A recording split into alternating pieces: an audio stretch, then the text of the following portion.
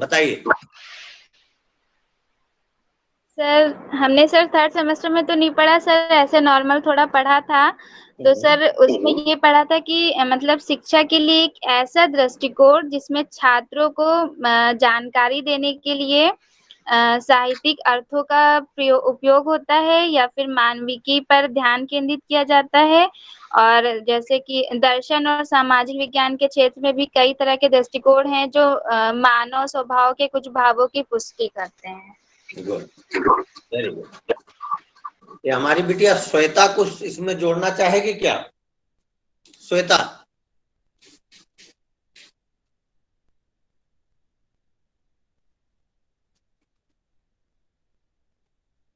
क्या सुन पा रही है श्वेता बेटा? शायद वो सुन नहीं पा रहे। तन्नू,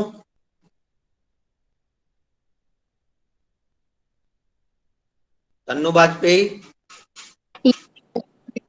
हाँ नमस्कार बेटा। क्या इस पे कुछ? सर पढ़ा नहीं। वेरी गुड, कोई बात नहीं, कोई बात नहीं, अभी तो सेमेस्टर आप लोगों का आना है। थोड़ा सा फाउंडेशन को इसको जानना बड़ा जरूरी था, इसलिए मैंने इस पे आप लोगों का एक फीडबैक जनरल सा लेना चाहा। जिस ओर हम आज चल रहे हैं, सर्वप्रथम तो मैं पहले तो आप सभी का स्वागत कर दूं। सभी को नमस्कार है आज के इस क्लास में। और हमारे साथ हिंद पीजी कॉलेज के कोर्स कोऑर्डिनेटर श्री विकास पांडे जी जुड़े हैं, उनका बहुत बहुत स्वागत है। हमारे साथ सीआरसी पटना से प्रदीप कुमार सिंह जी जुड़े हैं, भाई साहब को बहुत बहुत नमस्कार है और सबका बहुत बहुत स्वागत है। तथा हमारे जितने भी प्यारे बच्चे हमसे जुड़े हैं आज की इस रिविजनल क्लास में, सभी का बहुत बहुत स्वागत है। मंदेर सिंह जी भी जुड़े हैं, उनका भी बहुत बहुत स्वागत है। वो किसी विद्यालय से लाइव हम से जुड़े हैं, तो उनका स्वागत है, वंदन है, अभिनंदन है। हमें लगता है मध्य प्रदेश से हैं वो, तो वो आज हमसे जुड़े हैं, इसके लिए उनका स्वागत। आज हम लोग जिस बिंदु पर चर्चा करने के लिए उपस्थित हुए हैं, पहले उसको जरा स्पष्ट करते हैं। हम लोगों को अगर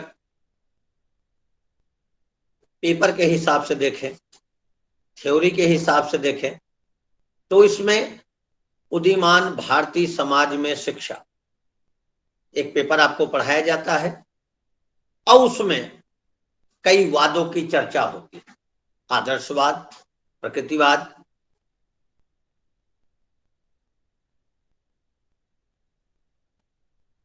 मानवतावाद, ऐसी चर्चाएं उसमें आती है। लेकिन आज हम जिस चर्चा को लेके बैठे हैं, यहां हम आपसे जिस चर्चा को करने आए हैं, उसका अर्थ सिर्फ डीएड एससी वीआई के सिलेबस की पूर्ति नहीं है। मैं आप क्लास के प्रथम में ही इस बात को स्पष्ट कर दूं, यहां डीएड के सिलेबस की पूर्ति करने के लिए हम इस चर्चा को आगे नहीं बढ़ा रहे हैं। हम वर्तमान समय में शिक्षा की मूल भावना के विकास को एवं मूल भावना को वर्तमान परिस्थिति में कैसे सीखा जाए, कैसे समझा जाए और कैसे प्राथमिक विद्यालय तक पहुंचाया जाए, इस हेतु चिंतन करने के लिए आज इस पटल पे एकत्रित हुए। जैसा आपने कई बार देखा भी है, समझा भी है, जब हम किसी चर्चा पर चर्चा में आते हैं तो सर्वप्रथम ये होता है कि इसके लिए कुछ परिभाषिक बातें हो जाएं, इसके जनक कौन है उसकी बातें हो जाए, इत्यादि ये सब चीजें चलती हैं। तो आज जो हम लोग चर्चा करेंगे या जिन जिन बिंदुओं पर हम लोगों को आज अपनी बात रखनी है, उससे हम 4 तथ्यों पर क्लियर करेंगे। मैं आपसे पहले ही क्लास के प्रथम कड़ी में ही आपको बता देता हूं, 4 मुख्य बिंदुओं पर हम लोग इस पे चर्चा आज करेंगे। प्रथम, मानवतावाद का अर्थ क्या है। द्वितीय, मानवतावाद के प्रकार क्या है, कितने प्रकार का है या कितना स्वरूप हमारे सामने उपस्थित है। तीसरा, मानवतावाद के सिद्धांत कौन कौन है। और चौथा, मानवतावाद का पक्ष क्या है और इसका विपक्ष क्या है, क्योंकि जब पक्ष है तो सीधी सी बात है कि विपक्ष भी होगा, तो उन दोनों पक्षों को भी हम लोग यहाँ पर देखेंगे। तो कुल 4 पक्षों को हम यहाँ पे आज चर्चा करेंगे। प्रथम, मानवतावाद का अर्थ। दूसरा, मानवतावाद के प्रकार। तीसरा, मानवतावाद के सिद्धांत। और चौथा, पक्ष एवं विपक्ष में तर्क जो आता है। 3-4 बिंदुओं को देखते हुए जब हम चलते हैं तो हम लोगों के सामने थ्योरी के रूप में, कथनी के रूप में अगर मैं देखूं तो ऐसे कहूंगा कि मानवतावाद वह दार्शनिक विचारधारा है जिसमें मानव तथा उसकी समस्याओं के विवेचन को प्रस्तुत किया जाता है, प्रमुखता प्रदान की जाती है।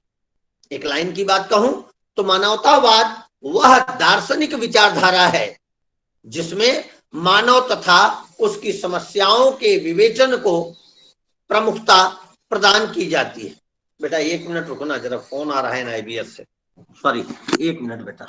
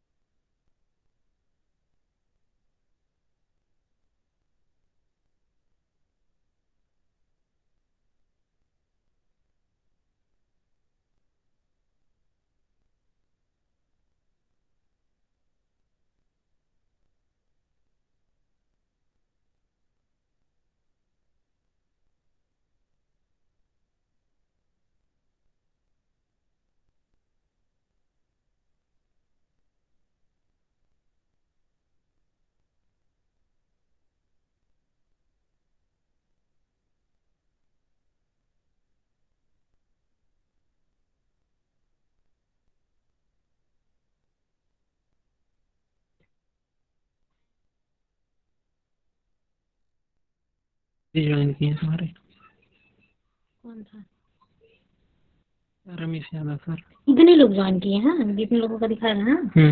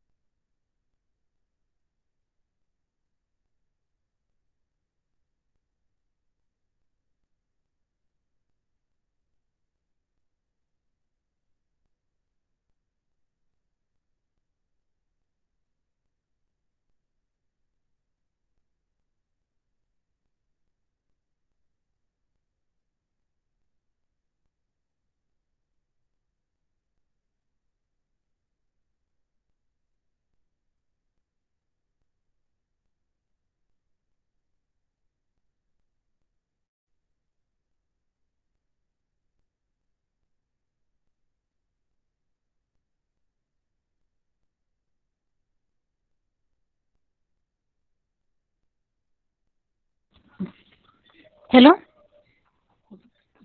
हेलो। हाँ सर, कब से क्लास चलेगा?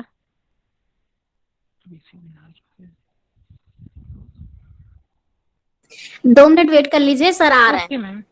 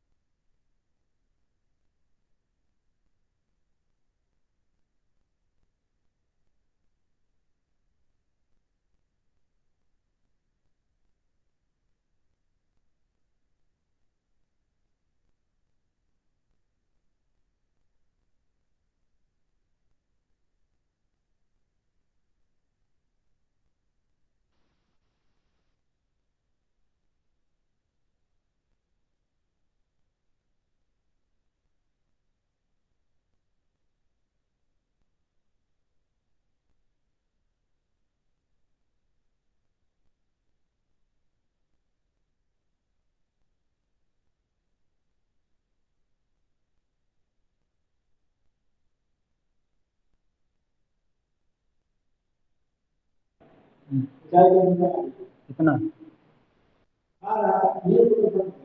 हेलो हेलो सर, आवाज नहीं आ रही है। हेलो। वेट करिए, अभी आएगी आवाज। Yes yes. हाँ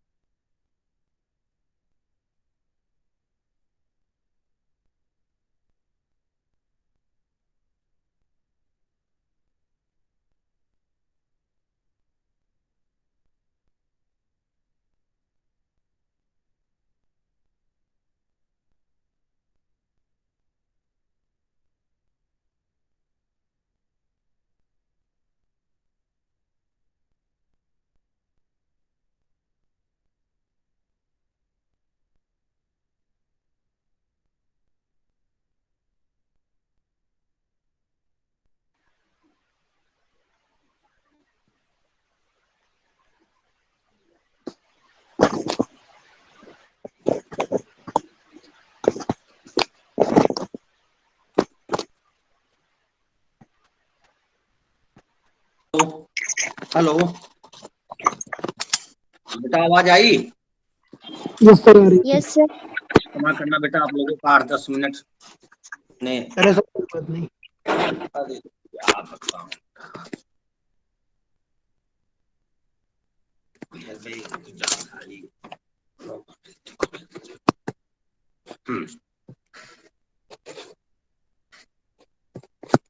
चलिए आपकी इस क्लास में एक चीज का मैं यहाँ पे घोषणा कर दूं। परीक्षा की आपकी तैयारियां पूरी हो चुकी हैं। बहुत जल्द ही आपके पेपर से संबंधित घोषणाएं आ जाएंगी, कब से कब आपका शुरू होगा उसी संदर्भ में फोन था, तो आप लोग इसको सुनिश्चित कर लें। हाँ, कहाँ थे जरा बताना भैया, मैं थोड़ा सा बातचीत के क्रम में हमें लगता है भूल सा गया कहाँ बात हो रही। सर अर्थ, प्रकार, सिद्धांत, पक्ष, विपक्ष। मोदनवाल ने लिखा है कि पेपर होंगे, कंफर्म हो गया सर? बिल्कुल बिल्कुल कंफर्म हो गया। किसी भी पर ये भ्रम न पाले कि पेपर नहीं होगा, पेपर होगा और होगा ही, बस इसी को समझ लीजिए। कब तक जो पूछे हैं अपराजिता बिटिया या जो भी पूछे हैं उसकी डेट आपके सामने जल्द ही आ जाएगी। अक्टूबर 1 सप्ताह में के अंदर ही आप लोगों को मिल जाएगी। आज उसी पे चर्चा हो रही थी। अभी विस्तृत चर्चाएं होंगी शाम के समय मीटिंग में। तो चलिए इसमें आते हैं। सतीश बताओ, कुछ याद है? कहाँ थे? एक तो आप लोगों का समय मैंने लिया। सर आपने 4 प्रकारों के बारे में बताया था कि इनको 4 भागों में विभक्त करके पढ़ाया जा सकता है। अच्छा, 4 की बात हम करेंगे।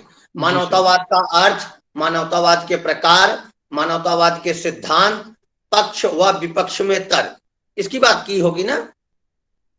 Yes sir. अच्छा ठीक, चलो तो हम लोग पहले इसकी पारिभाषिक बात की चर्चा कर रहे होंगे।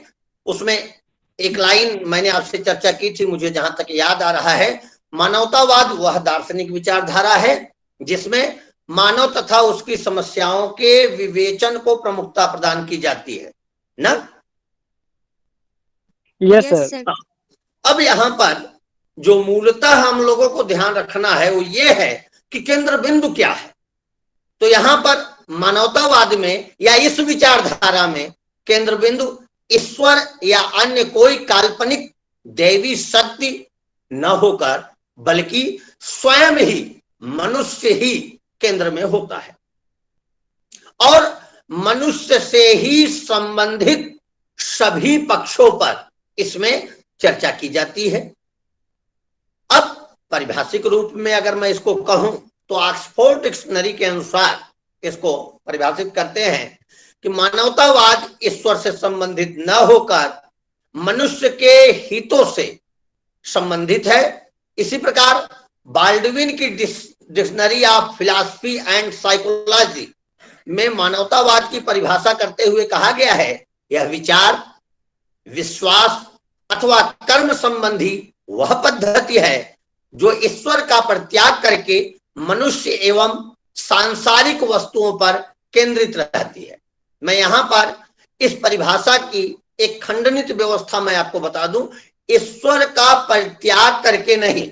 यहाँ पर पाश्चात्य और भारतीय चिंतन दोनों आपस में टकराते हैं। पाश्चात्य जो चिंतन है वो मानवतावाद को जब चर्चा करता है तो मानवतावाद में मानव को केंद्र बिंदु रखता है। भारतीय चिंतन भी मानवतावाद की जब बात करता है तो मानव को केंद्र में रखता है। लेकिन जो लड़ाई चलती है वो ये इस बात की, पाश्चात्य संगठन ईश्वर को द्वयम दर्जे का करके नगण्य रखता है, जबकि भारतीय चिंतन अपनी सत्ता से परम सत्ता को मानकर ईश्वर को ऊंचे स्थान पर रखता है।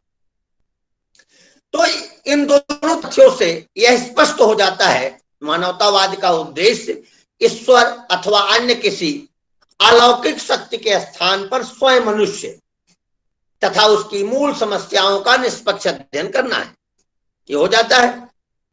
अब यहां पर अगर हम थोड़ा देखें, अध्ययन को थोड़ा और विस्तार प्रदान करें, 30 दार्शनिक विचारधारा के अंतर्गत मनुष्य की उत्पत्ति, प्राकृतिक परिवेश में उसके विकास, ब्रह्मांड के साथ उसके संबंध, उसके व्यक्तित्व, स्वभाव तथा आचरण का निष्पक्ष एवं वस्तुपरक वैज्ञानिक विधियों द्वारा अध्ययन किया जाता है मानवतावाद में।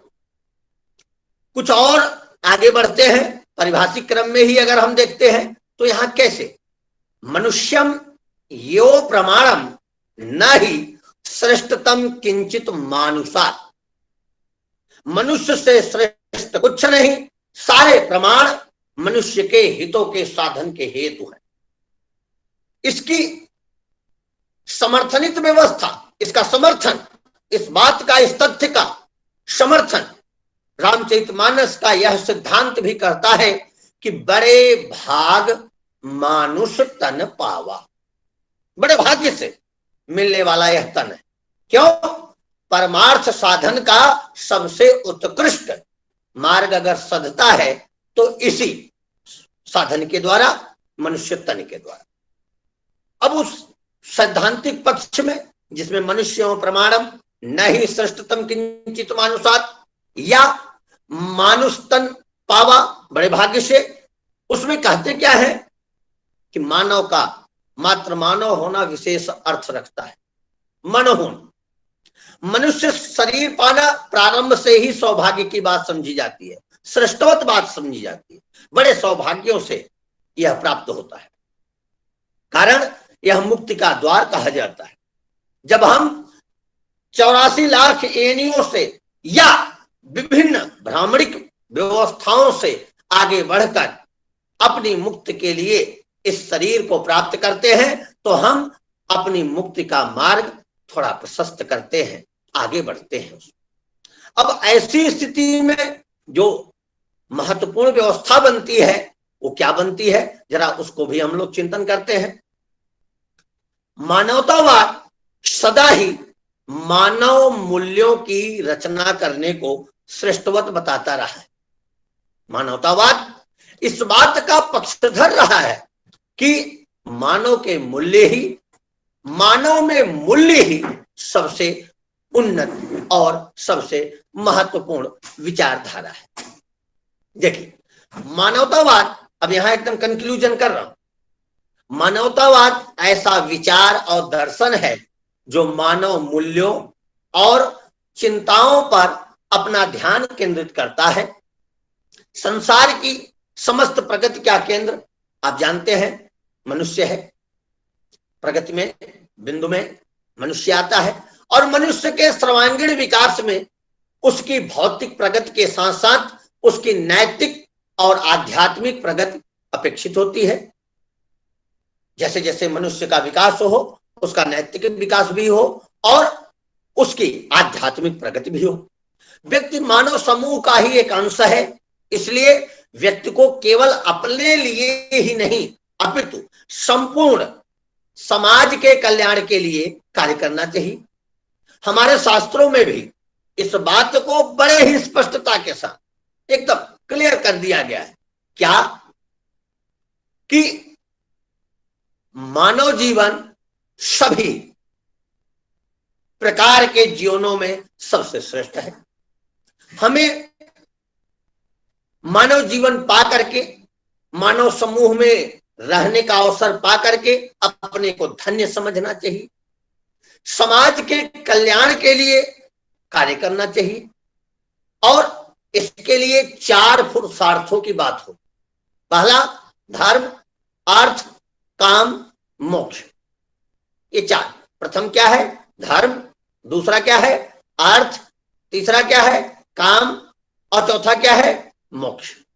इन 4 पुरुषार्थों की चर्चा है, आप लोग इसको जानते होंगे। इन चारों पुरुषार्थों की प्राप्ति करने के पश्चात हम मानव जीवन की सफलता को सोच सकते हैं। ये मानव जीवन को सार्थकता प्रदान करते हैं, सार्थक जीवन जिसको कहते हैं। अगर ये चारों मूल्य हम आप प्राप्त कर लें तो हमारा जीवन सार्थक होता।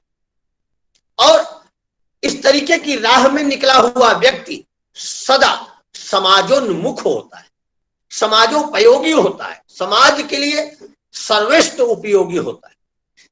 मानवतावाद का मूल आधार मानव है। मैंने आपसे पहले ही चर्चा किया, बार बार चर्चा है। मानवतावाद के समर्थक विदेश में, मतलब फॉरेन में, प्रोटागोरस नाम आपने सुना होगा, बुकानन या हर्डर रहे हैं। भारत में मानवतावाद के समर्थकों में अगर मैं नाम लूं, जैसा कि आपको भी बड़े अच्छे से पता होगा, राजा राम मोहन राय, रविंद्रनाथ टैगोर, गोपाल कृष्ण गोखले, अरविंद घोष, दीनदयाल उपाध्याय, ये ऐसे लोग थे जो मानवतावादी चिंतन को उत्कृष्ट चिंतन बताते थे और उसका पक्ष लेते थे तथा उसके बारे में चिंतन को श्रेष्ठता प्रदान कर।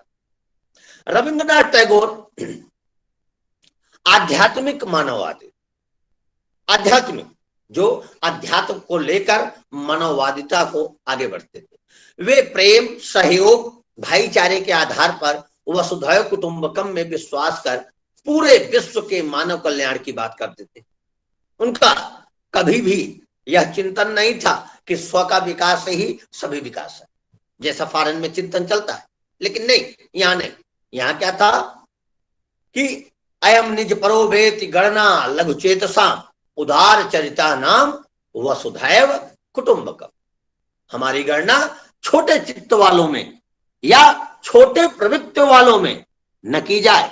हम लोग उदार चरित्र के सहृदय व्यक्ति और विस्तार पूर्वक चिंतन करने वाले पूरे विश्व को अपने परिवार जैसा मानने वाले हैं। इस बात का समर्थन टैगोर साहब करते थे। उनके मानव मात्र के कल्याण की बात करते हुए उन्होंने इस बात का बहुत प्रबलता के साथ समर्थन किया कि मानवतावाद प्रकाश की वह नदी है जो सीमित से असीमित की ओर जाती है। सीमित अर्थात हमें जो प्राप्त है, असीमित अर्थात हम जो दूसरों को प्राप्त कराएंगे। गंगोत्री से चली हुई गंगा, बूंद बूंद से निकली हुई गंगा एक बृहद स्वरूप प्राप्त करके और बूंदों का एक परम स्वरूप या एक परम स्वरूपात्मक स्थिति बनाकर आगे बढ़ती हुई, कलकल करती हुई सभी का प्यास जिस तरीके से बुझाती है, उसी तरीके से हम लोगों को भी अपने प्राप्त इस मानव शरीर की अवस्था से अन्य व्यक्तियों के जीवन को उत्कृष्टता प्रदान करते हेतु प्रयास करना चाहिए। अब आगे अगर मैं बढ़ूं, मानवतावाद की तरफ देखूं, तो मानवतावादी मानव कल्याण या संपूर्ण समाज के कल्याण के लिए कार्य करता है। वह कभी किसी व्यक्ति विशेष की कल्याण, किसी स्थान विशेष की कल्याण या किसी देश विशेष के कल्याण की बात नहीं करता। वह उच्चस्त व्यक्तित्व की बात करता है। वह एक ऐसे चिंतन की बात करता है जो समाजोपयोगी हो और सर्वोपयोगी हो, सभी के लिए उपयोगी। इनमें आपने देखा होगा ईसा मसीह, महावीर, महात्मा गांधी, स्वामी विवेकानंद इत्यादि जो हमारे महानतम मानवतावादी चिंतक रहे हैं, उन्होंने समय समय पर अपने चिंतन को श्रेष्ठता प्रदान की तथा श्रेष्ठता के साथ साथ एक उचित और एक बृहद मार्ग निर्धारण का हम लोगों को अवसर प्रदान किया। मानवतावाद की ये तो रही पारिभाषिक और अर्थपर व्याख्या। अब हम लोग अगर इसकी व्यवहारिक व्याख्या पे आए तो क्या कहते हैं कि मानवीय उच्चतर मूल्यों को मानवतावाद कहा जाता है। अब यहां आप पूछेंगे या आप, हम या कोई भी पूछेगा कि फिर एक प्रश्न उठता है कि मानवीय उच्चतर मूल्य क्या है, वे कौन से मूल्य हैं जो उच्चतर माने गए? तो कौन से हैं वे?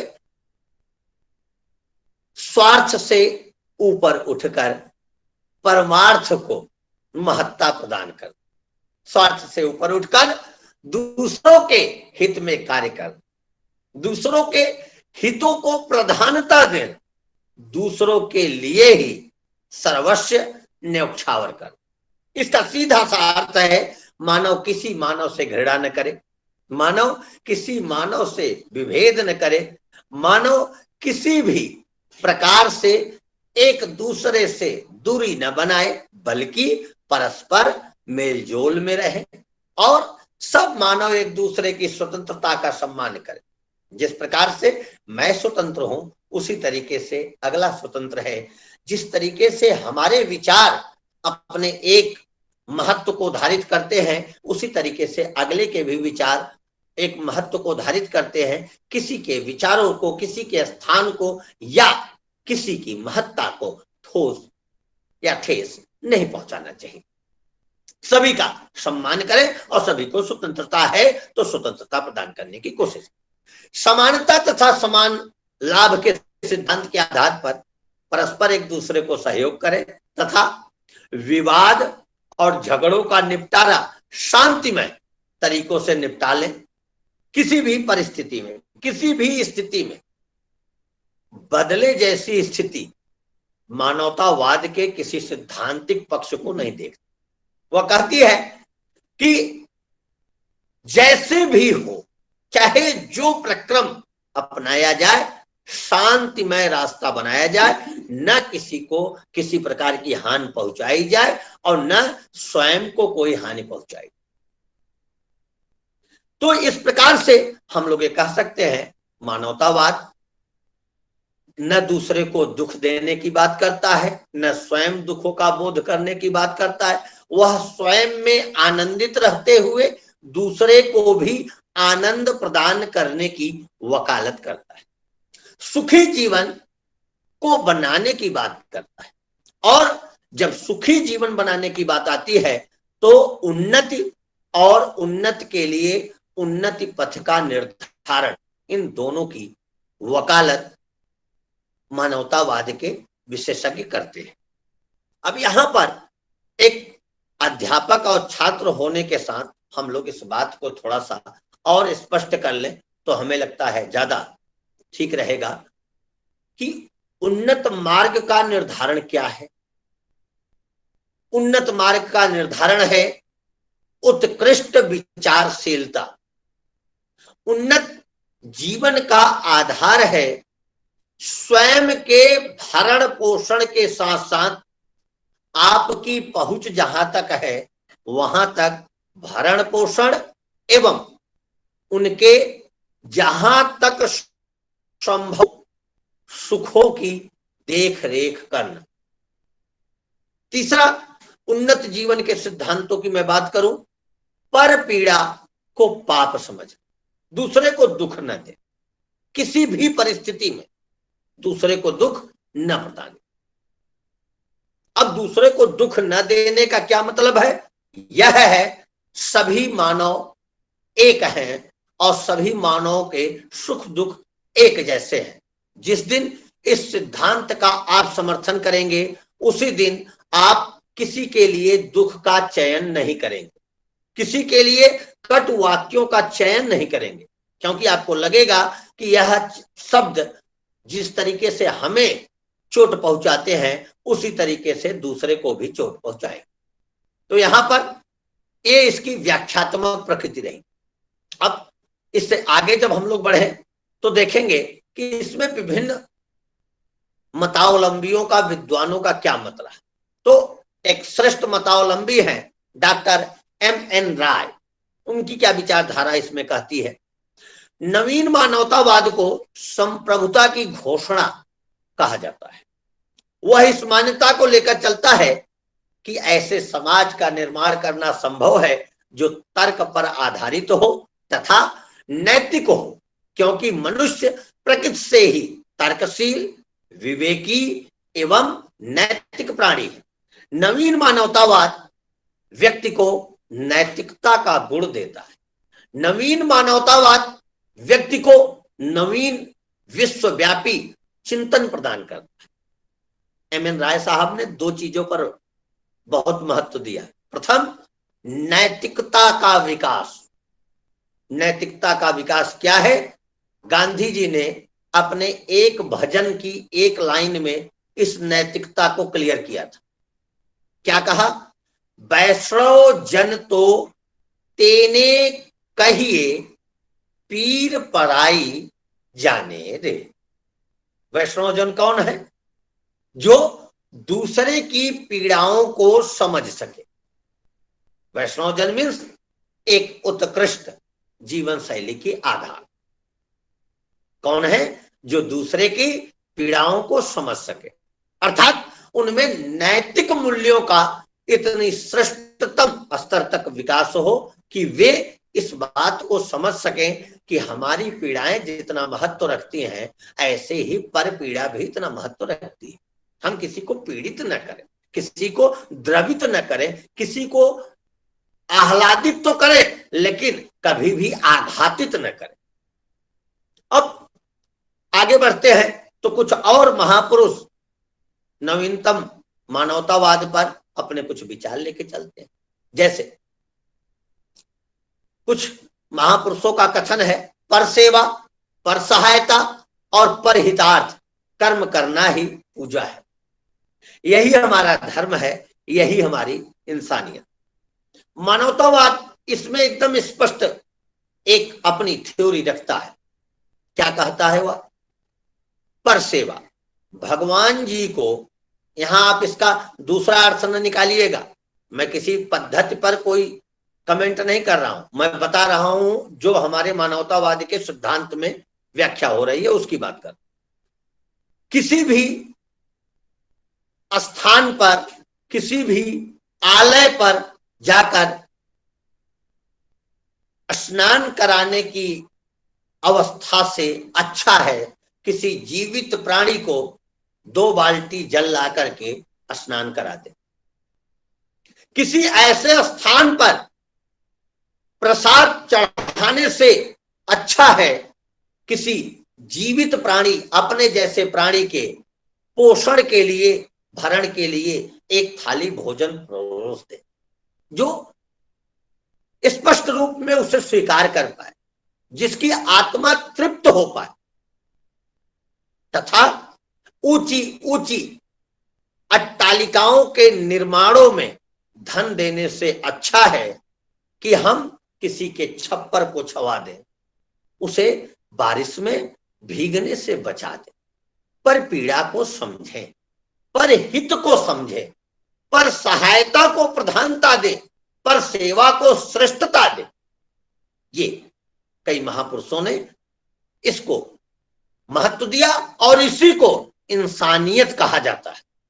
यही है इंसानियत, इसी को श्रेष्ठतम इंसानियत का मूल कहा जाता है। आपने इसको नैतिक शिक्षा की किताबों में पढ़ा होगा, छोटी छोटी क्लासों में। जिब्रान महोदय के शब्द हैं कि मानव जीवन प्रकाश की वह सरिता है जो प्यासों को जल प्रदान कर उनके जीवन में व्याप्त अंधकार को दूर भगाती। क्या कहते हैं जिब्रान महोदय?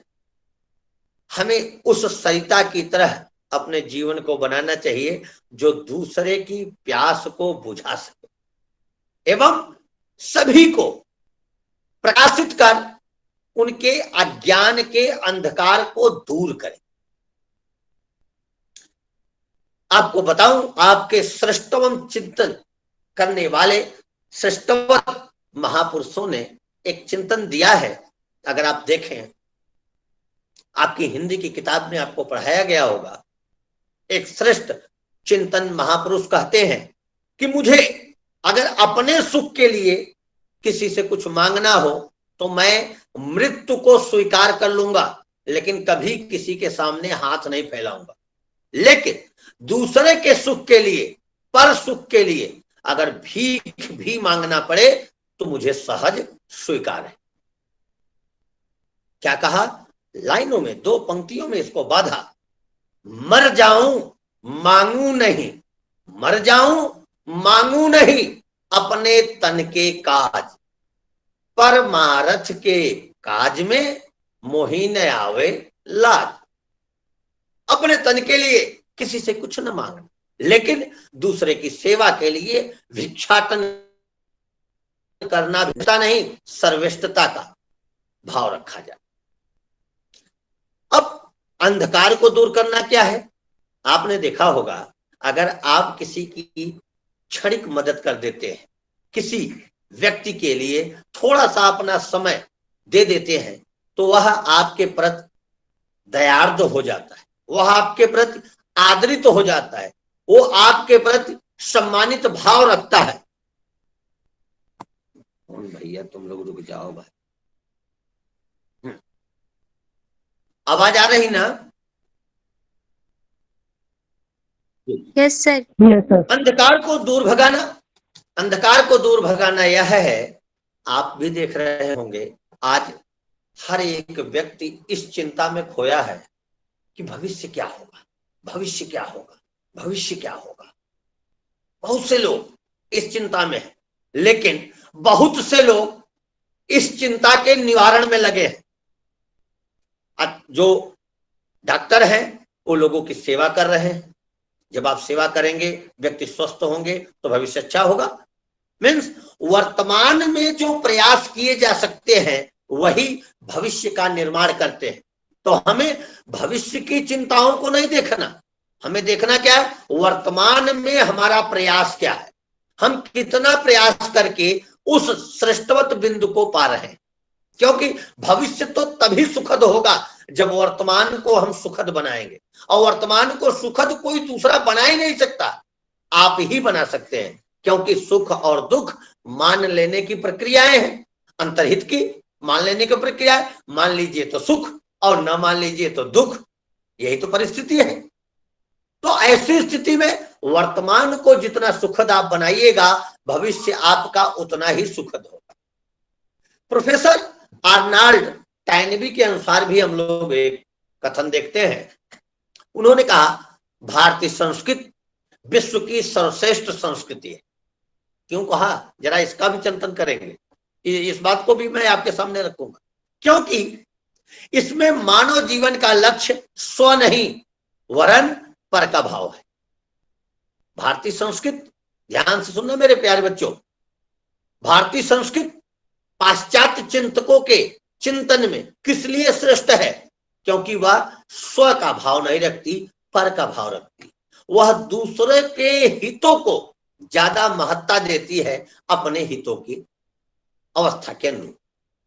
दूसरे का हित साध कर परमानंद की प्राप्ति, श्रेष्ठता की प्राप्ति, चाहे मेरे राम हो, चाहे कृष्ण हो, या कबीर हो, रहीम हो, सूर हो, मीरा हो, या कोई और हो, परमार्थ के ही काम में, परमार्थ के ही सेवा में, परमार्थ के ही उत्थान में पूरा का पूरा जीवन खपा देना। उन्होंने कभी ये चिंतन नहीं किया कि वर्तमान में हमारे पास क्या है। हाँ, इस बात का अवश्य चिंतन किया आने वाली पीढ़ियां किस तथ्यों पर, किन बिंदुओं पर चर्चा करेंगी, इसका उन्होंने पूरा पूरा चिंतन करके आपके सामने, हमारे सामने एक चिंतन प्रक्रिया उपलब्ध की। आगे कहते हैं मानवतावादी मानव कल्याण के लिए अपना सर्वस्व न्यौछावर कर देता है। सर्वस्व न्यौछावर का मतलब जोगी होना नहीं है, पहले क्लियर कर ले। एक अध्यापक के रूप में आप अपना सर्वस्व न्यौछावर कर दें, मीन्स पढ़ाने की प्रक्रिया को, शिक्षण प्रशिक्षण की प्रक्रिया को समय से निकाल कर जहां भी बैठे, दो लोगों के बीच में बैठे, ज्ञान का कुछ पक्ष रखे, चार लोगों के बीच में बैठे, नैतिक मूल्यों का कुछ पक्ष रखे, 1000 में बैठे तो भी कभी भी अनैतिक तथ्यों को न स्वीकारे, न अपने जीवन में उतारे, और न कभी किसी को बताएं। सदा नैतिक मूल्यों का ही पक्षधर रहे और उन्हीं नैतिक मूल्यों का अनुसरण करें। यथार्थ में जो व्यक्ति स्वसुख, स्वहित और स्वार्थों तक सीमित रहता है वह पशु तुल्य है। कितना कठोर है, सुनने में कठोर लगता हो। अगर मैं इस सिद्धांत को आरोपित करूं तो पाश्चात्य सभ्यता के बहुत से लोग पशुओं की श्रेणी में आके खड़े हो जाएंगे। क्यों? अगर सिर्फ हम अपने सुख की बात करते हैं, अगर सिर्फ हम अपने हित की बात करते हैं, और अगर सिर्फ हम अपने स्वार्थ के लिए ही जीवित जीना चाहते हैं तो बहुत अंतर नहीं है। हाँ, एक अंतर है, सींग और पूंछ नहीं है और तो सब पशु है, और कोई बहुत दिक्कत नहीं है। आपने देखा होगा, गाय कभी अपनी हौद में नाद में किसी दूसरे गाय को खाने नहीं देती, भैंस कभी अपनी हौद में नाद में किसी दूसरे खाने नहीं देती, मार के भगा देती। पशुता है। तो क्या हमें इन चिंतनों पर जाना चाहिए? कदापि नहीं। हमें क्या जाना चाहिए? हमें परसुख, परहित और निस्वार्थ भाव से काम करने की तरफ आगे बढ़ना चाहिए। वही मानव सही अर्थों में मानव है जो दूसरों के लिए अपने अंदर की बुराइयों का अंत करने का प्रयास करे तथा साथ ही साथ मानवीय गुणों का विकास करे। जहां भी रहे, जिस परिस्थिति में रहे, अभाव में रहे, स्वभाव में रहे, प्रभाव में रहे, चाहे जहां रहे, आप प्रयास यही करें कि नैतिक मूल्यों का उत्थान हम करें। ये मानवतावाद कहता है, नैतिक मूल्यों का उत्थान। मानवतावाद 4 या 5 कुछ मूल पक्षों को पकड़कर उन पर अपना मत रखता है। मानवतावाद दया, प्रेम, परोपकार, अहिंसा, करुणा, त्याग, दानशीलता, सद्भावना, सच्चरित्र, आत्मबल, निर्भय व धर्मचारण को प्रधानता देता। पहला दया। किस प्रकार की दया? इस प्रकार की नहीं कि बेचारा, ये दया नहीं है, इस तरीके की दया नहीं। दया हृदय में हो, कथनी में नहीं। जब भी किसी रुग्ण को देखे, जब भी किसी अभावग्रस्त व्यक्ति को देखे तो चुपके से उसकी मदद करने का भाव। ये प्रेम। प्रेम कैसा? 5 साल से कम के बच्चे का प्रेम, 6 महीने के बच्चे का प्रेम, अनायास ही कौतूहलपूर्ण, आनंदित भाव हो जाना, देख करके ही आह्लादित हो जाना। अब इसी प्रेम को अगर हम उच्च की अवस्था पे ले जाके खड़े कर देते हैं तो वहां प्रदूषण बढ़ने की कई क्रियाएं आ जाती हैं। किसी भी पुस्तक में, किसी भी चिंतन के द्वारा या किसी भी समाज के द्वारा प्रेम में पाना नहीं लिखा गया है। प्रेम में सर्वस्व न्यौछावर करना ही बताया गया है। परिहित साधना ही प्रेम में सर्वश्रेष्ठ बताया गया है। वहां प्राप्ति तो हो ही नहीं सकती, और जब प्राप्ति का भाव आएगा तो फिर प्रेम नहीं, फिर सौदा होगा, और कुछ नहीं हो सकता। परोपकार, आप जानते ही हैं, इस शब्द की व्याख्या करने की आवश्यकता नहीं। परोपकार, दूसरे की सेवा करना, बढ़ते रहना। अहिंसा, अहिंसा को कई बार ऐसा समझ लिया जाता है कि किसी जीव की हत्या न करना अहिंसा है। ऐसा नहीं। हिंसा, अहिंसा एक बड़ा प्रकल्प है। समाज जिन जिन पक्षों से पीड़ित है उन पक्षों का निराकरण करना अहिंसा है। किसी भी परिस्थिति में अहिंसा शब्द को मार काट से मत जोड़िए। अहिंसा शब्द को किसी को ताड़ना देने से मत जोड़िए। अहिंसा शब्द का अर्थ है समाज में व्याप्त बुराइयों के निराकरण के लिए जो भी आप प्रक्रम कर सकते हैं वह अहिंसा है। वो आपके पक्ष की बात है, आप क्या क्या उसके लिए करते हैं। करुणा, आंतरिक भाव। त्याग, सब कुछ हम ही पा जाए ऐसा नहीं, कुछ दूसरे भी। दानशीलता, अपने लिए कुछ प्राप्त करते समय दूसरे के लिए भी कुछ लेके और उसे प्रदान करने की इच्छा, दानशीलता। सद्भावना, सभी के लिए अच्छी भावना, सभी का सुख हो, सर्वे भवन्ति सुखिनः, ऐसे भाव। सच्च चरित्रता, थोड़ा सा यहां पे मैं कठोर हो सकता हूं। सच्च चरित्रता का मतलब है मनुष्यता के भावों को आरोपित करना, कुत्तई न करना। देखिए, आप सब बड़े बच्चे हैं, बड़े बेटियां हैं, सब आप लोग इस बात को समझते हो, चरित्र श्रेष्ठतम है। अगर चरित्र का पतन हो जाएगा तो कुछ नहीं बचेगा, आपके हाथ कुछ नहीं आएगा, शेष ही शेष होगा, कुछ नहीं रहेगा। चरित्र को बहुत उन्नत रखें और चरित्र में सद्भाव रखें। यहां पर कभी कभी इस पक्ष को कई अध्यापकों द्वारा, माँ बाप के द्वारा रख दिया जाता है कि किसी से वार्तालाप करना दुष्चरित्र है, किसी से भावाविभक्ति करना दुष्चरित्र है। ऐसा नहीं, किसी भी पक्ष में नहीं। भाव की अभिव्यक्ति करना कम्युनिकेशन का एक स्टेप है। किसी से व्यवहारिक पक्षता करना यह सामाजिक संबंध की एक रूपरेखा है। तो क्या हो, कभी भी किसी भी व्यक्ति के प्रति दूषित मानसिकता का न होना, कभी भी किसी भी पक्ष के प्रति प्राप्ति की आशा के सिवाय किसी और चिंतन का न होना। ऐसा नहीं, प्राप्ति नगण्य हो जाए और उसका हित सर्वस्व हो जाए, ये सोचना आपके लिए सबसे महत्वपूर्ण होगा। अब आत्मबल कैसे आता है? जब आप दूसरे का हित करते हैं तो परमार्थ करने के लिए आपके अंतर मन में एक अलग ही ऊर्जा संचारित होती है और जो आपको सेल्फ कॉन्फिडेंस देती है कुछ करने का। निर्भय, भय और निर्भय, इन दोनों बातों को एक लाइन में ही क्लियर कर देते।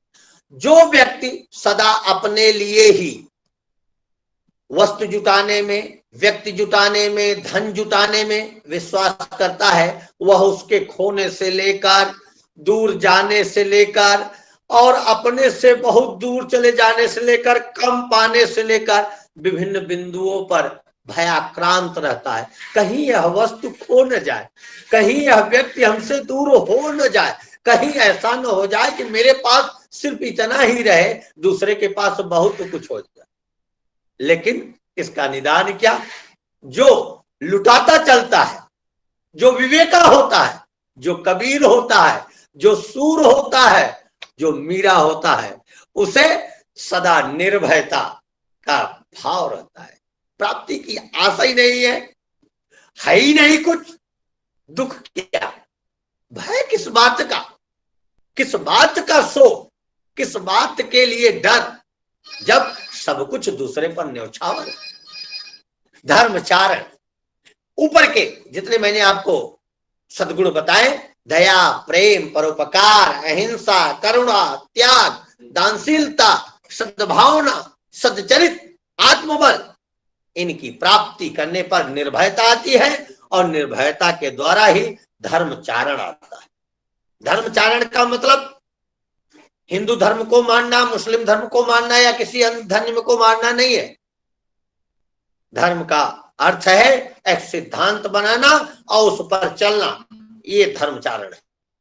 जैसे ईश्वर ने आपको अध्यापक बनने का एक अवसर प्रदान किया, आप उसे अपने भावों में उतार लें, अपनी संकल्पनाओं में उतार लें और धन प्राप्ति होती है कि नहीं, सुख प्राप्ति होती है कि नहीं, इन सब पक्षों से परे हटकर छोटे छोटे नन्हे मुन्ने भैया बहनों को पढ़ाना शुरू करें, अपने अपने स्तर पर समाजोपयोगी होना प्रारंभ करें। आपका धर्मचारण प्रारंभ है। आप धार्मिक हैं, आपको मना कौन कर सकता है? किसी मंदिर में, किसी मस्जिद में, किसी चर्च में एक लोटा जल न चढ़ाएं, लेकिन 10 लोगों को सुबह सुबह ही खाली जल, एक ठंडा जल एक एक लोटा करके पिला दीजिए। श्रेष्ठवत धर्मचारण है। 10 लोगों को दिन भर में सद्मार्गी बनाने के लिए आप उनको ज्ञानार्जन करा दीजिए। श्रेष्ठवत धर्मचारण है। इसको भी मानिए।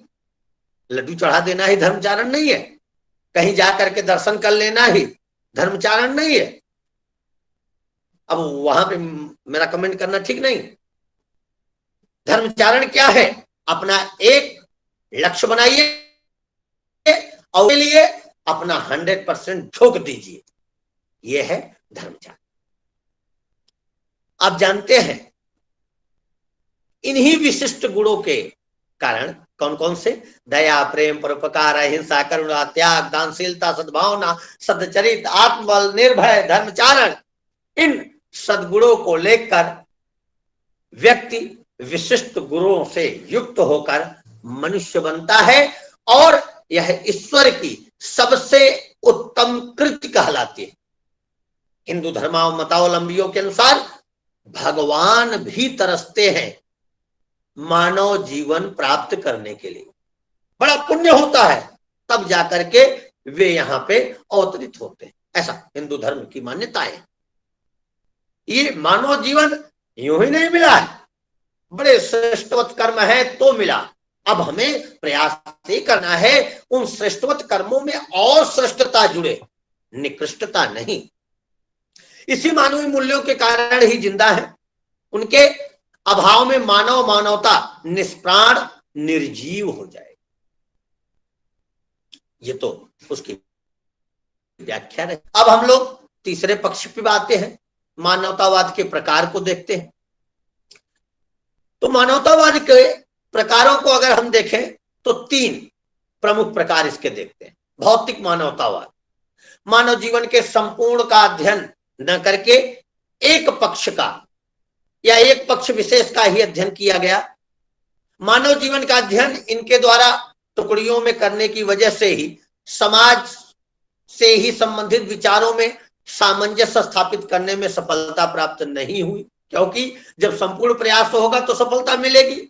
अब भौतिक मानववाद सिर्फ भौतिक सुख मिल जाए, एसी लग जाए, फ्रिज लग जाए, कूलर आ जाए, घर और बड़ा बन जाए, पड़ोसी की मड़ई है तो तोड़ ताड़ के फिक जाए, दूसरा सड़क किनारे जाके खड़ा हो जाए, हम श्रेष्ठवत हो जाए, हमें सुख मिल जाए, हो ही नहीं सकता।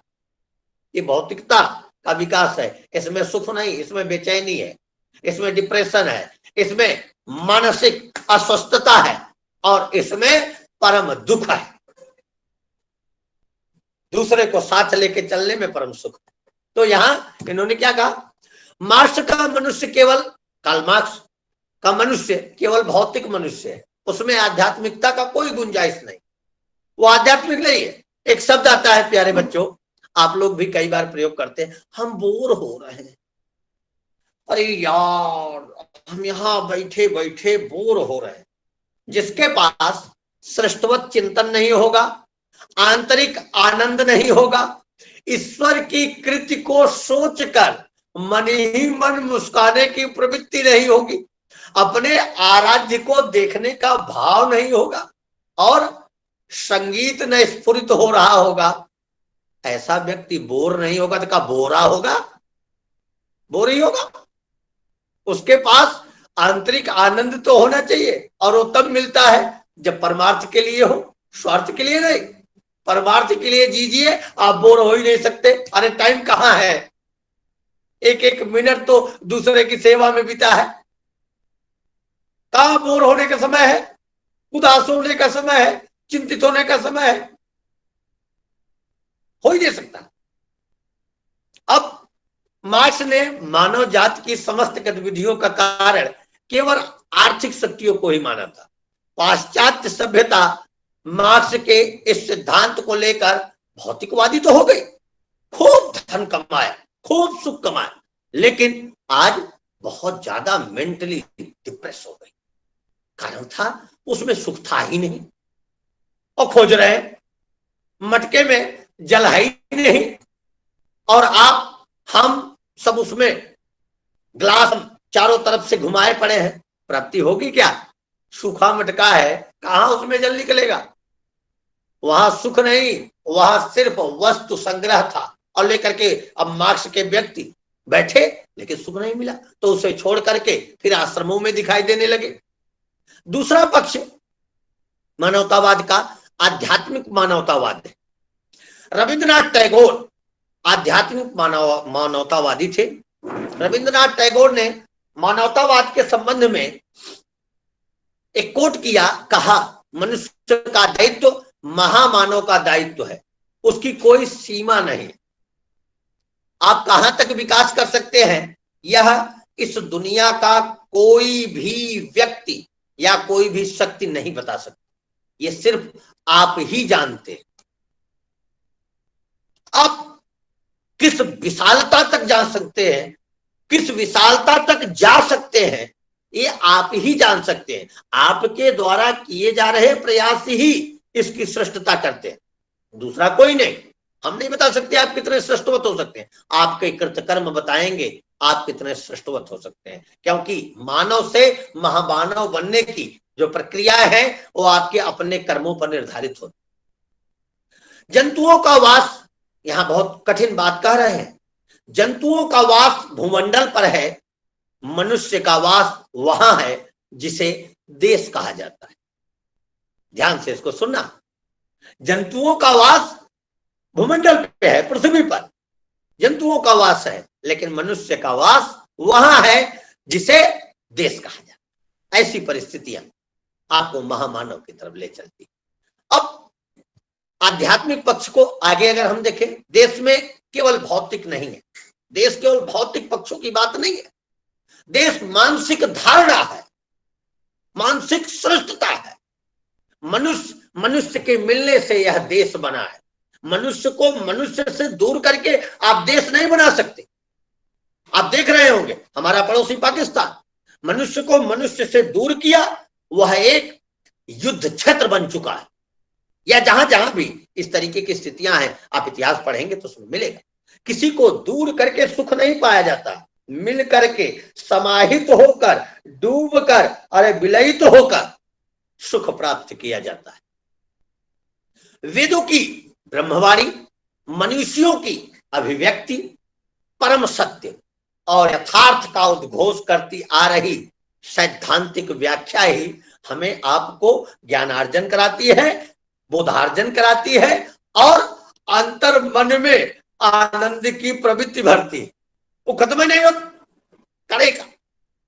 ऐसे व्यक्ति आप देखेंगे झूठ मूठ के दुख प्रकट करते हैं, जबकि अंदरमा से हंसी आती है। करेगा, अब उसको दुखी होकर के कहते हैं हम बहुत दुखी है, उसके जाने के बाद हंसने लगते हैं कि काहे दुखी है, हमें तो दुख समझ नहीं आता, और अगला सुख ही नहीं समझ में आता।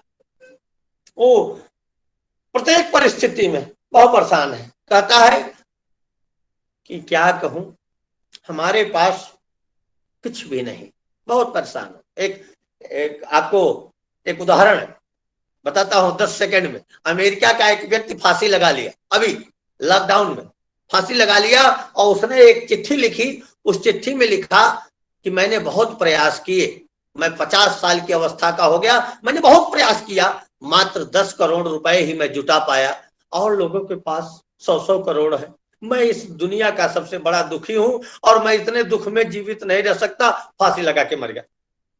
कितना दुखी था, उसके पास क्या था? बेचारे के पास सिर्फ और सिर्फ 5 ही करोड़ थे, 10 करोड़ थे, क्या था? हास्य है कि नहीं? सोचिए, संपन्नता आई लेकिन साथ ही साथ विपन्नता, दुख भी लेके आई। उसे समझ में नहीं आया कि सुख क्या है, वैभव क्या है, आनंद क्या है, उसे समझ ही नहीं आया। अब इस परम तत्व का समर्थन अगर हम देखें तो गौतम बुद्ध करते हैं। आप कभी उनका चित्र देखिएगा, कभी आप उनकी जीवनवाणी पढ़िएगा, सदा आनंदित। मुखमंडल देखिए, लगता है सूर्य की चमक। महावीर को देखिए, स्वामी महावीर को देखिए, क्या लगता है, आनंद ही आनंद। विवेका को देखिए, लगता है कि एकदम फेशियल करा के आया हुआ कोई पुरुष, एकदम दीप्तिमान, एकदम चमकता हुआ चेहरा। क्यों? किसी से कुछ प्राप्ति की आशा ही नहीं, पूरे दिन दूसरे को ज्ञानार्जन कराना और उसके सुख के लिए सदा निरत परिश्रम करते रहे। उनको, इन लोगों ने लोगों को लोगों से जोड़ा, तोड़ा नहीं, लोगों को लोगों से जोड़ा और श्रेष्ठता की, लोकहित की, व्यक्तिगतता की हितों को साधा, अपने हितों को निश्चय ही इन्होंने तिलांजलि दे दी, लेकिन दूसरे के हितों को श्रेष्ठता दी, उन्हें सच्चे मानवतावादी बनाया। अब मानवतावाद का जो तीसरा पक्ष है वह है एकात्म मानवतावाद। आजकल इसकी बड़ी चर्चा है। इसके पक्षधर हैं पंडित दीनदयाल उपाध्याय। इनका चिंतन विशुद्ध भारतीय था। इन्होंने एकात्म मानवतावाद का प्रतिपादन किया। इनके अनुसार चिंतन की शुरुआत व्यक्ति से ही होनी चाहिए। व्यक्तियों का समूह ही समाज बनाता है और विभिन्न समूहों को धर्म, संस्कृति व इतिहास से जोड़कर ही एक सबल राष्ट्र बनाता है। व्यक्ति का विकास, समाज का विकास, समाज का विकास राज्य का विकास, और राज्य का विकास राष्ट्र का विकास। तो इन सभी पक्षों में व्यक्ति का विकास श्रेष्ठतम। इसका समर्थन किया पंडित दीनदयाल उपाध्याय ने। मानव जाति की एकता में उनका विश्वास, सदा वो एकता में विश्वास करते, इसलिए व्यक्ति को केवल अपने ही लिए नहीं अपितु संपूर्ण समाज के लिए कार्य करना चाहिए और निरंतर परिश्रमशील रहना चाहिए। उनके कुछ सिद्धांत थे, मानवतावादी दृष्टिकोण के सिद्धांतों की अगर हम चलें, आगे बढ़े, सिद्धांत की भी चर्चा हमें करनी थी, तो उसमें सिद्धांत लेते हैं मानवतावाद के सिद्धांत। तो इसमें क्या क्या सिद्धांत हमें मिलता है? मानवतावादियों ने मानव को अपने चिंतन का केंद्र बिंदु बनाया तथा उन्होंने यह विश्वास व्यक्त किया कि मानव ही मानव जाति का मूल है तथा मानव ही प्रत्येक वस्तु का मापदंड है। वस्तु श्रेष्ठ नहीं है, मोटर गाड़ी श्रेष्ठ नहीं है, भौतिक सुख श्रेष्ठ नहीं है, व्यक्ति श्रेष्ठ है। कुछ वस्तु छोड़कर अगर व्यक्ति मिलते हैं तो व्यक्ति को स्वीकारें, वस्तु श्रेष्ठ बंद नहीं। ये पहला सिद्धांत। दूसरा, मानवतावादी विश्व बंधुत्व के आदर्श पर बल देते हैं। वे विश्व को बंधुत्व की भावना में बांधकर आगे बढ़ने की बात करते हैं। उन्होंने वसुधैव कुटुंबकम का संदेश दिया है, संपूर्ण पृथ्वी को अपना परिवार मान के सभी के हितों को साधने की बात कही। तीसरा सिद्धांत, मानवतावाद स्वहित से अधिक परहित को महत्व देता है। वह मानव पशु के समान है जो केवल स्वहित पर चलता है, कभी नहीं अपना हित साधे, ऐसा मानव नहीं, वो तो पशु। चौथा सिद्धांत, मानवतावादियों की मानव बुद्धि और विवेक में गहरी आस्था थी। इस संबंध में एम.एन. राय ने कहा, मैंने आपको बताया, मनुष्य प्रकृति से ही तर्कशील, विवेकी एवं नैतिक प्राणी है। उसे तर्क करना चाहिए, उसे विवेकी होना चाहिए और उसमें सदा नैतिकता होना चाहिए। आप देखते होंगे कल की ही घटना या और भी घटनाएं बताती है कि मनुष्य के रूप में बहुत से कुक्कुर घूमने लगे। कुत्तों का स्वरूप एक मजार घूमने लगी है, वो मनुष्य नहीं है। उन्होंने अपनी नैतिकता खो दी है, उन्होंने नैतिक मूल्यों को खो दिया है। इसी कारण से उनमें पशुता अपनी सर्वोत्कृष्ट उत्कृष्ट अवस्था में आकर दिखाई दे। पांचवा इसका सिद्धांत है, मानवतावादियों ने इस बात पर बल दिया कि मानव को अपने अंदर की बुराइयों को दूर कर मानवीय गुणों दया, प्रेम, मानवता, दानशीलता, परोपकार, अहिंसा का विकास करना चाहिए, क्योंकि इन्हीं से ही मानवता और श्रेष्ठ समाज का गुण विकसित होता है। अंतिम इसका सिद्धांत है, मानवतावादियों ने नैतिक स्वतंत्रता पर बल देते हुए इसे मानव का प्रेरक तत्व बतलाया। नैतिक स्वतंत्रता होनी। अब जो चौथा क्रम था इस पूरे आज के व्याख्यान का लास्ट जो क्रम था कि मानवतावाद के पक्ष में तर्क और उसके गुण तथा अवगुणों की तरफ भी देख लें जो तर्क दिए गए हैं। तर्क है मानव का विकास, मानवतावाद, मानव का विकास, मानव का सुख ही मानवतावाद का प्रमुख लक्ष्य रहा है। संपूर्ण मानवतावाद का केंद्र बिंदु मानव ही रहा है। लोकतंत्र का समर्थन, सभी मानवतावादियों ने लोकतंत्र के सिद्धांतों को पूर्ण समर्थन किया। प्रत्येक परिस्थिति में लोकतंत्र की सैद्धांतिक व्याख्या की है। उन्होंने कहा है लोकतंत्र की स्थापना तभी हो सकती है जब एक व्यक्ति में व्यक्तित्व आधार हो, जब व्यक्ति में ऐसे आधारभूत सिद्धांतों की रचना हो जो उसे श्रेष्ठता प्रदान करते हैं। तीसरा पक्ष है इसका विश्व शांति का समर्थन। मानवतावाद से विश्व शांति का वातावरण बनता है, सभी को एक साथ लेके चलने के लिए हमें शिक्षा मिलती है। चौथा है इसमें मानव का दृष्टिकोण विस्तृत होना, सूक्ष्म न होना, सिर्फ अपने लिए ना सोचना, सभी के लिए सोचना, बृहद चिंतन को आगे बढ़ाना। मानवतावाद मनुष्यों में नैतिक गुण या मानवीय मूल्यों का संचार करता है। मानवतावाद से मनुष्य के अंदर की पाशविक प्रवृत्ति का नाश होता है। मनुष्य हिंसा से दूर होता है तथा पाशविक प्रवृत्ति का नाश करता है, उसमें श्रेष्ठतम प्रवृत्ति आती है। आगे देखें, अगर इसके थोड़े से आगे बढ़े तो एक पक्ष ये भी था मानवतावाद के विपक्ष में तर्क क्या है, जिसको आलोचना या दोष कहते हैं। तो वहां देखें तो हमें मिलता है मानवतावाद व्यक्ति को आवश्यकता से अधिक महत्व देता है। व्यक्ति सदैव अपने हितों का सर्वोत्तम निर्णायक नहीं होता। राज्य के बिना व्यक्ति का कल्याण संभव नहीं, अतः राज्य साध्य है और व्यक्ति साधन। मानवतावादी दर्शन भौतिकता से कम अंतरात्मा से अधिक संबंधित है। इसका संबंध मनुष्य की भावना से। मानवतावाद किसी भी परिस्थिति में, किसी भी स्थिति में हमें अपने लिए ही सिर्फ और सिर्फ जीने की कोई भी शिक्षा, कोई भी परिस्थिति नहीं बताता। वो बताता है समाज के हित के लिए जिया जाए, समाज के हितों के लिए ही अपने जीवन को झोंक देना चाहिए, समाजो हितोपयोगी बनना चाहिए।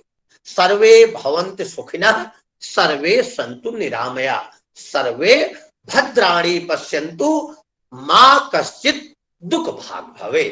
किसी के भी जीवन में किसी भी प्रकार से कोई भी दुख न आए, यह मानवतावाद अपने पक्षों पर रखता है। अब अगर आपके कोई प्रश्न है इस संबंध में तो आप हमसे पूछ सकते हैं।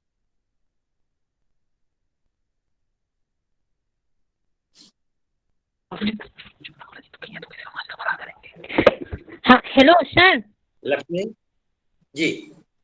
सर लक्ष्मी बोलिए। हाँ सर, अगर मनुष्य अपने खुद दुखी है, स्वयं दुखी है, तो वो दूसरों का कैसे भला करेगा? बिल्कुल, बहुत सही आपने पूछा। मनुष्य खुद दुखी है। आप अगर जाकर के बुद्ध की थ्योरी पढ़ेंगी तो वहां लिखा है दुख है तो दुख का कारण है, और दुख का कारण है तो निवारण है।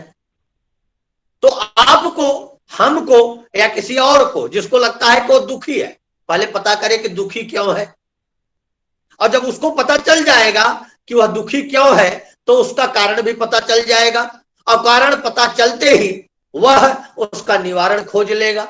इस तरीके से उसका दुख मिट जाएगा, और दुख मिटते ही वह परम सुखी हो जाएगा।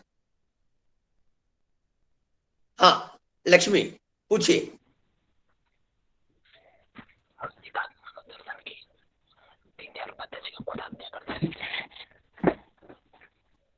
लक्ष्मी सर हाँ हाँ, एक आप नरसिंह दीनदयाल का खुद हत्या कर दिए थे, मानव पे तो बहुत बिलीव करते थे, मानव ने उनकी हत्या कर दी। देखिए बिल्कुल बिल्कुल आप बिल्कुल सत्य कह रहे हैं, मैं आपकी बात समझ रहा हूं। किसने किसकी हत्या कर दी यह व्यक्ति परक सोच है। हम यहाँ चिंतन की बात कर रहे हैं, विचारधारा की बात कर रहे हैं, जो श्रेष्ठता का मूल है। व्यक्ति विशेष की बात नहीं कर रहे, यहाँ चिंतन की बात हो रही है, मानसिक स्तर की बात हो रही है, जिसपे चलकर श्रेष्ठता आती है। अगला जो एकात्म मानवतावाद को नहीं मानता था, जो सच्चे सदचरित्र भावों को नहीं धारित करता था, वह किसी व्यक्ति को मार सकता है, काट सकता है। ऐसे ही कोई व्यक्ति रहा होगा, पंडित दीनदयाल जी को मार दिया, लेकिन वो व्यक्ति की बात है या विचारधारा की बात। हाँ, सोनिया बिटिया ने लिखा है कि सर स्पष्ट कर दीजिए कुत्तई का मतलब क्या है।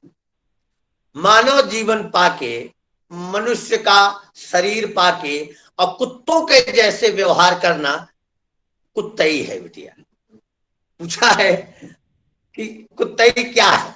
मैं उदाहरण दे देता हूं, रिकॉर्डिंग हो रही है लेकिन फिर भी मैं बता दूं। अगर मैं प्रत्येक परिस्थिति में यही चाहूं कि जो भी दूसरे के पास है वो मेरा हो जाए, जो भी खाद्य वस्तु है वो सबसे पहले मुझे मिले, किसी और को न मिले, सबसे ज्यादा मुझे मिले, किसी और को मिलवा ही न करे, सब कुछ मेरे ही पास हो, सब मेरा हो मेरा हो मेरा हो, मैं की प्रवृत्ति जब बनने लगे तो पशुता अर्थात कुत्तई आ जाती। आगे पूछे।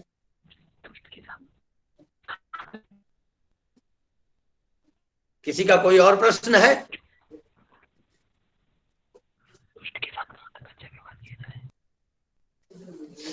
अरे भाई कुछ पूछना हो तो और पूछिए।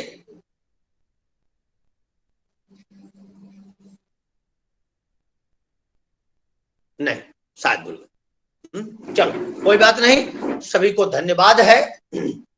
अब मैं आपको बताऊं, आज की इस क्लास से मुख्य 3 चीजें आप अपने धारणा में लेके जाइए। निवेदन है, प्रथम, किसी भी परिस्थिति में अपने को छोटा न समझें। किसी भी स्थिति में आप अपने को दुखी, दीनहीन, मलिन या बहुत वंचित, शोषित, दुखी न महसूस करें। तीसरा, चरित्र को कभी भी किसी भी परिस्थिति में धूमिल न होने दें।